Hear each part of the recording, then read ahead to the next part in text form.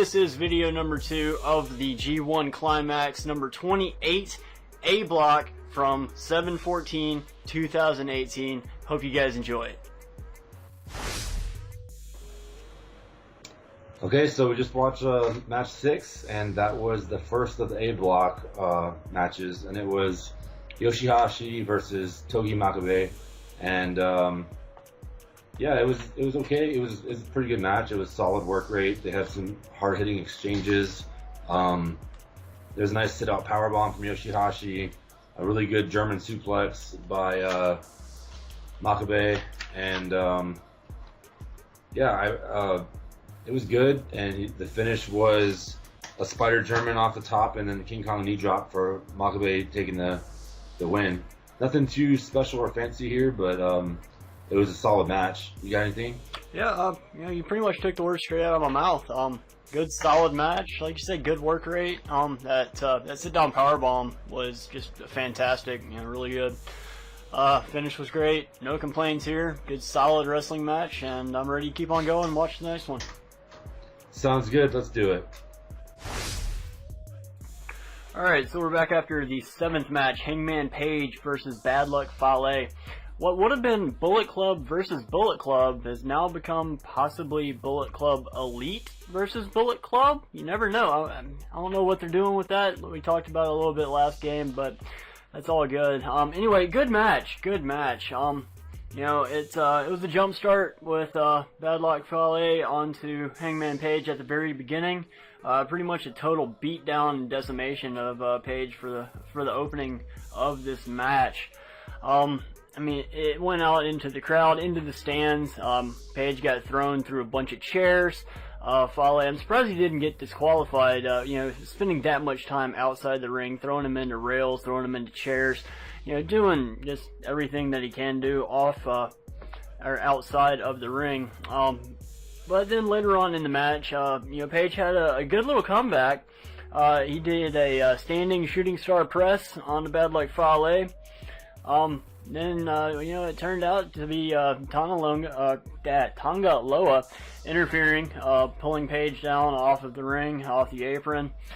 And from there, it was just kind of academic beatdown of Bullet Club on the Hangman Page. They ended up losing via disqualification.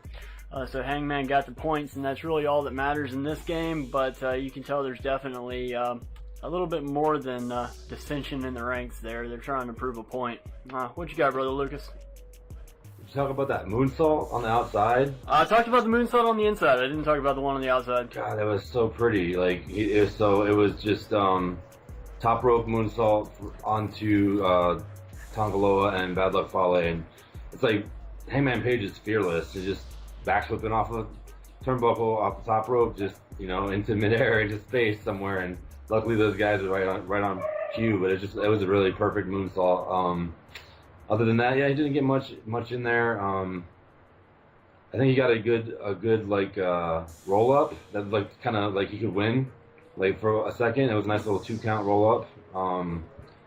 But yeah, he pretty much covered it. The only other offense I saw was in the beginning. He got a nice little tope in there, and he got a clothesline to the outside, which ended up just leading to the interferences and everything. So, yeah, that was it. Hangman Page wins by being killed. Basically. Yeah. All right, let's move on to the next one. Let's do it.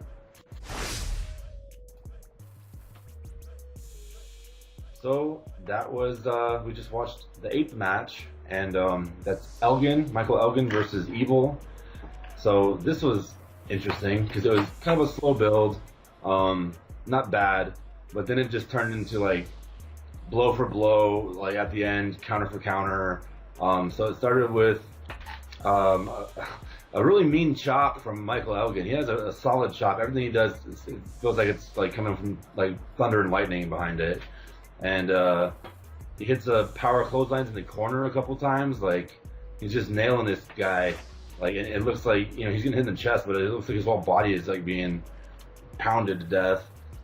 Evil starts working on Elgin's arm because that's where all his power is coming from. So he starts working on his right bicep and ends up at one point driving, standing from the apron, driving his arm all the way off into the barricade. Elgin hits a Falcon Arrow. Then another huge clothesline to Evil. Gigantic clothesline that turned him inside out. Like, he flipped and landed on his neck. And super kick by Elgin. And then, like I said, now they start going to this counter thing. Evil had hit Darkness Falls at one point. And now they're going for each other's finish. So Elgin hits the buckle bomb, and he's setting up for the Elgin bomb. Evil counters. He goes for everything is Evil like 3 times in that whole exchange. They were just weaving around each other in their moves. And yeah, it was hard hitting like AF at the end there. Like, it was worth the wait for it to build to that. Yeah. And that's all I got. You know, you pretty much said it. You nailed it on the head there.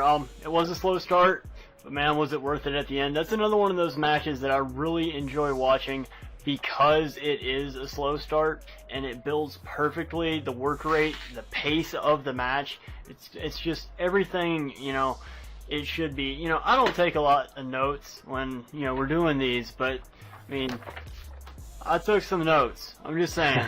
I took some notes on this one, man.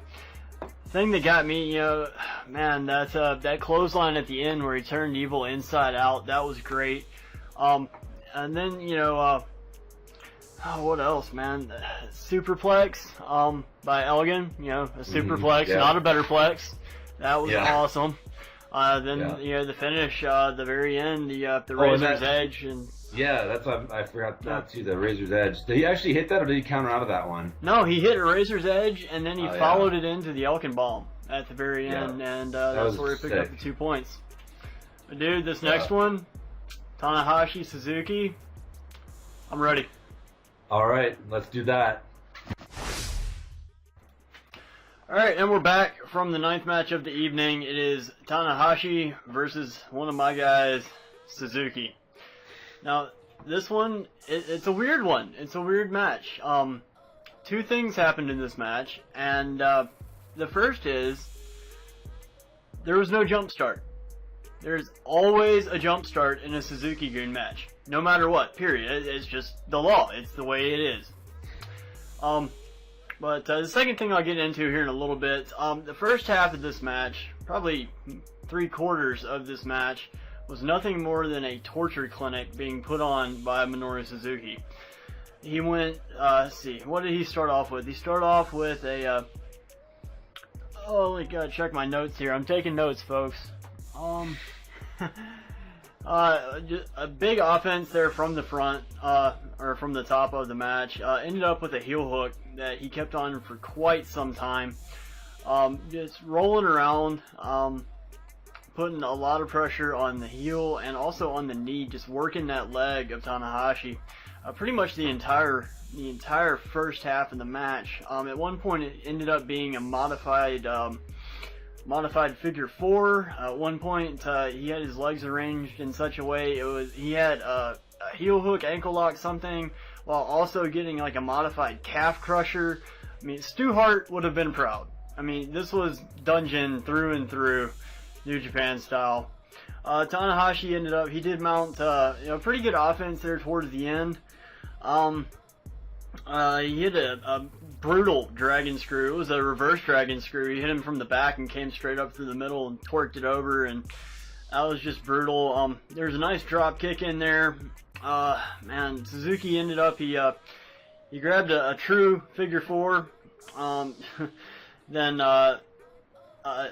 after that, there's multiple slaps to the face of Tanahashi, ending up with Suzuki grabbing a sleeper hold.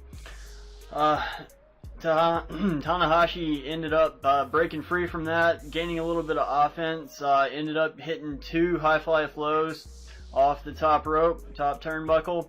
That's the end of the match. Tanahashi gets the points. How about you? What do you think? Well, so another thing that, another key point of a Suzuki-Gun match is the second point that I forgot to mention. Yeah, the beating of the Young Boys didn't happen this time because Suzuki was so hurt kayfabe that he just had to like get out of there. Even though he technically like threw his second, who was Desperado, like that doesn't really count though. No Young Boys were harmed in the making of that match. Also, one thing we don't get to see from Suzuki that we got to see this time was him just selling. I've never seen him just sell, and I mean, like, he's no-sell people and everything, and you just got to see that he can actually really sell too. Yeah, I really liked him going from, you know, move to move to move all in that right leg. It was ankle lock, Achilles lock, straight knee bar, heel hook, you know, figure fours, like you said, all that stuff, just transitioning back to that stuff. Held it for a while. Tanahashi was selling his ass off the whole time. And yeah, like I said, that leg injury is going to play into the rest of this tournament for Tanahashi, and I think he's going to end up losing some key matches and they're going to basically like blame it on this injury, so it softens the blow for him and makes him not look as bad, I guess, or whatever. But it'll come into play maybe later on in the tournament or whatever. People will all start working that leg, and then Tanahashi will start losing matches that maybe he shouldn't or something. At least that's how I see it. But yeah, that was a solid match, and Suzuki did his thing, and I liked it. It was a good one. I'm ready for the next one. It's going to be exciting. The main event of the night, man. Jay White versus Kazuchika Okada. This is the last match of the night. Yeah, let's go do it. All right, bye. So we just got done watching the 10th match. It was Okada versus Jay White, and it was a hell of a match. It really. I'm gonna go through the kind of highlight reel of what I saw that was really stand out. So right when it started, there was like a quick finish tease with like Blade Runner and then the Rainmaker. They teased both their finishes. Jay White also has great chops, and when they went on the outside, it was a snap Saito suplex to Okada on the floor, and then Jay White was just using everything he could to like get the edge, like chairs and everything outside, and he was repeatedly slamming Okada at the rail and then the apron and back and forth his back. That was what he was also doing at the G1 special. Yeah, it's just kind of his new gimmick now, I guess. But and then he did like a sort of like a Three Amigos deal where he's trying to do like multiple suplexes and then, you know, spins his legs out. But he did it with half-hatch suplex instead of a snap suplex. I'd never really seen that before, except for with him. Then he did something that was very reminiscent of like the Final Cut that Goldust used to do. I don't know if he still does it, but it's like a twisting brainbuster that he did, and it was really close to that, if not the exact same concept. Then Jay puts Okada in a version of the Cobra Clutch, but it was like from a crossface sort of position. It wasn't a standing one. Then Okada hit that explosive shotgun dropkick. Oh, man.